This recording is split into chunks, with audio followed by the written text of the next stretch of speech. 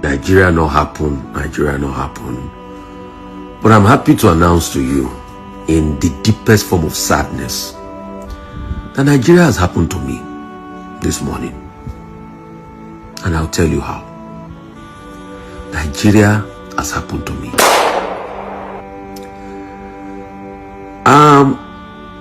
Many weeks ago, a very close, dear elder sister of mine, a former retired court justice in this country, sent me a message about Venerable Archie that had been kidnapped in the north. And she said I should raise awareness, which I did because, see, my number is out there. I get a lot of calls because I help too many people that I will never meet in my lifetime. Once they send me a message, if it's something within my powers I can do, I do it and I keep it moving. And I started this call for the release of Venerable Archie, which I mentioned. If you go and check through my tapes on television, I mentioned the story of Venerable Archie. But little did I know that Venerable Archie was closer to me more than even the person that sent me a message about Venerable Archie. My friend and my colleague that I work with in Inspiration FM, Azubike Osumili, that leads the station. Little did I know that Venerable Archie is Azubike Osumili's uncle. I was just checking Twitter after I woke up this morning and I saw the message and I reached out to Azubike Osumili. And Azubike Osumili told the story that when Venerable Archie was kidnapped, they even raised a ransom for the bandits. But guess what happened? It was after they paid the ransom that the bandit told them to go and pick up his decomposing body. In my conversation with him, Venerable Archie was killed for his faith, pure and simple. He was a clergyman, he was a man of the cloth. So when the propagandists start, because they want to look good that there's no Christian genocide, you see me, I will tell them the truth. Because you see, any position of influence that I am in life is to be able to help others. That's why, as much as I can, if I open up my emails, I have thousands of emails. If I look for a job, anything I can do, I help people. But if we can't speak about the genocide going on, then it is a sad one. Today, the Osumili clan is in mourning. His village is in mourning. Can I surprise you? Venerable Archie's mother is still alive. She's famously called Ego Yibo. Beautiful woman. She's in her 90s. Nobody till now has been able to tell Venerable Archie's mother that her son is in his 60s, was kidnapped and died. Venerable Archie's only offense that is a man of the cloth. Government claims they are doing a lot. When are they even going to bring his wife and his family that are still there? Because they are still kidnapped. Today we talk about Leah Sharibu. The same person pushing the propaganda that there is no Christian genocide is the same person that propagated the story of Leah Sharibu. And you see how Nigeria crumbles and affects all of us. Today I ask, what are we going to tell Ego Yibo, Venerable Archie's dear mother, that is still alive? The community is distraught, and we call for calm in that community. The ransom was paid, but Venerable Archie has been killed. That's another clergyman killed.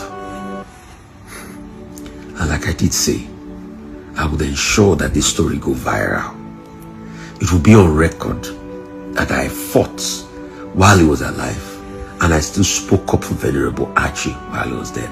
Because you see, influence is God's way of telling you impact lives, and that's how I see it.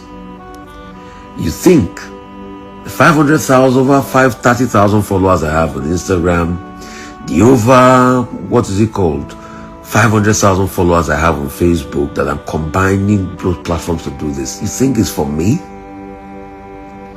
It's to be able to raise stories about people like this. I'm just a mouthpiece. I'm supposed to be on break, but I cannot hear about the demise of people like Venerable Archie and the fact that Nigeria happens to me because it hits close to me. I work with Azubike Osumili, one of the top journalists for so many years in Inspiration FM, and this is his uncle.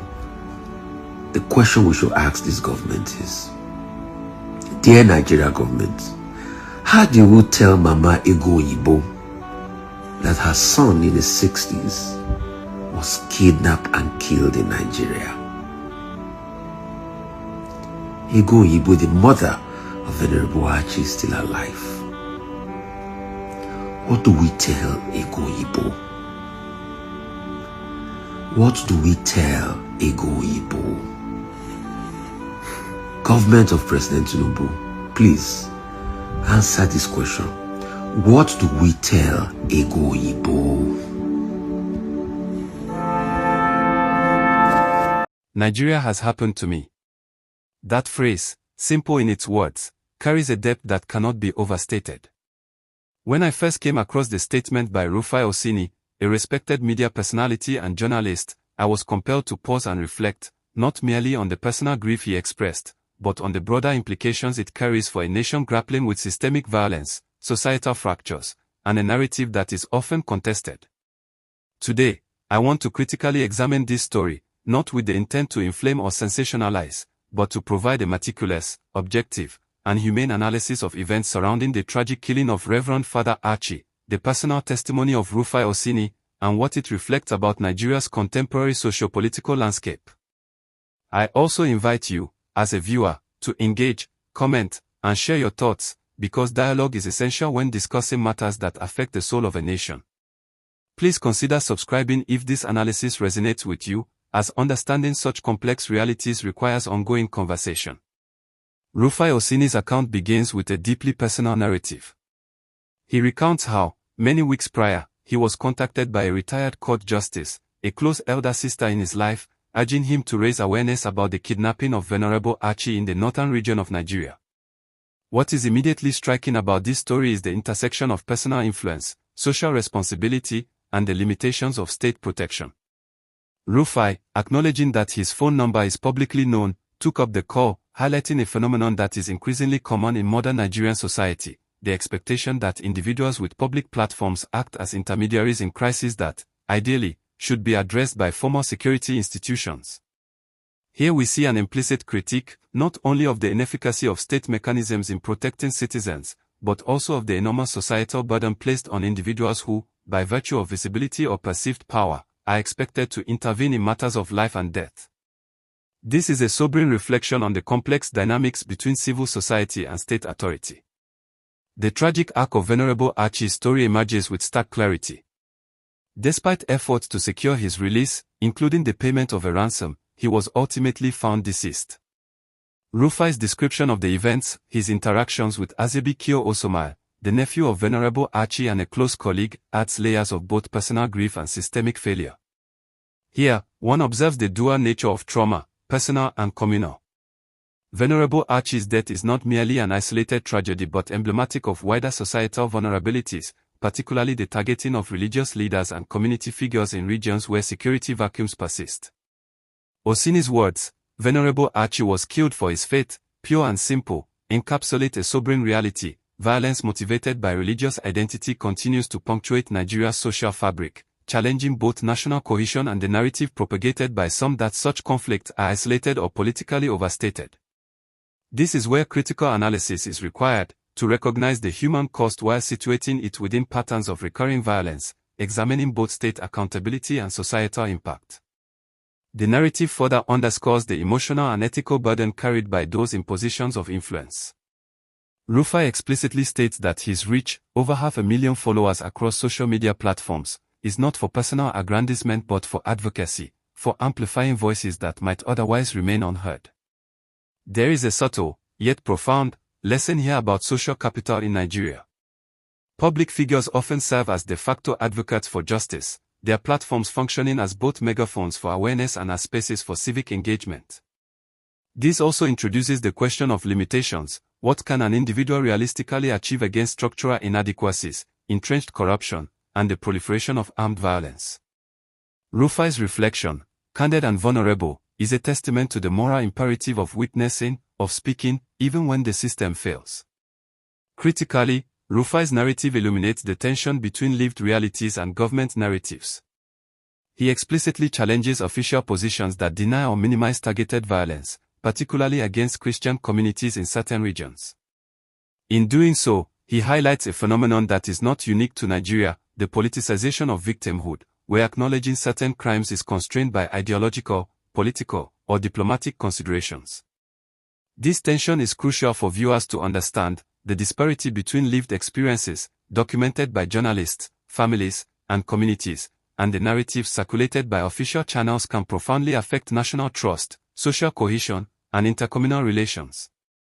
Rufai's insistence on truth-telling, on ensuring that Venerable Archie's story is recorded and remembered, reflects a fundamental principle of social accountability, that recognition and remembrance are forms of justice, particularly when legal and institutional remedies are inadequate.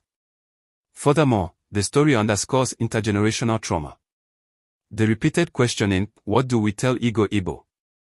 invites reflection on the compounded grief experienced by families whose members are victimized in violent acts. Igbo, the mother of Venerable Archie, is in her 90s, and she represents the intersection of vulnerability and resilience. Here, one sees the ethical dimensions of journalism, advocacy, and storytelling, the need to balance sensitivity with the imperative to inform and mobilize. Rufai's narrative is a masterclass in this balance. He maintains compassion, refrains from inflammatory language, and yet does not dilute the gravity of the truth. It is precisely this tone that makes such content suitable for public platforms like YouTube while still carrying the weight of critical discourse. Analyzing the broader implications, the narrative invites reflection on structural governance, policy enforcement, and societal norms. The inability of security forces to protect citizens, the negotiation of ransoms, and the subsequent tragic outcomes expose systemic gaps that require urgent attention. This is not merely a law enforcement issue but a multifaceted challenge encompassing political will, community engagement, intelligence infrastructure, and social cohesion. Rufai's story becomes a microcosm of these systemic issues, offering viewers a lens through which to examine larger patterns, the targeting of religious leaders, the normalization of ransom-driven kidnappings, and the failure to adequately communicate and support affected families. By critically engaging with these patterns, we move beyond sensationalism and toward an informed, analytical understanding of complex social phenomena. It is also essential to situate this tragedy within the socio-cultural and historical context of Nigeria. Violence, particularly in northern regions, is often exacerbated by a combination of ideological extremism, economic deprivation, and weak institutional oversight. Understanding the killing of Venerable Archie requires not only an empathetic lens but also a structural one, examining factors that perpetuate insecurity, inadequate policing, porous borders, weak judicial follow-up, and socio-economic marginalization. Rufai's narrative, while deeply personal, provides a springboard for this critical engagement, illustrating how individual tragedies reflect and reveal broader national vulnerabilities. The ethical takeaway for audiences is profound. Awareness must be coupled with advocacy, compassion with critical analysis, and mourning with actionable reflection. Additionally, Rufai's account challenges the public to reconsider the role of media and personal influence in shaping national discourse. His transparency in describing the emotional toll, the process of advocacy, and the interaction with affected families emphasizes that media is not just a tool for reporting events but a mechanism for social intervention. By documenting stories like that of Venerable Archie, journalists and influencers create historical records, provide platforms for marginalized voices, and catalyze civic responsibility. This dual responsibility, of informing the public while honoring the lived experiences of victims, is a delicate but essential aspect of contemporary media practice. The subtle call for viewers to engage, comment, share, and subscribe is itself a recognition of collective responsibility, that public awareness and discourse are integral to societal accountability.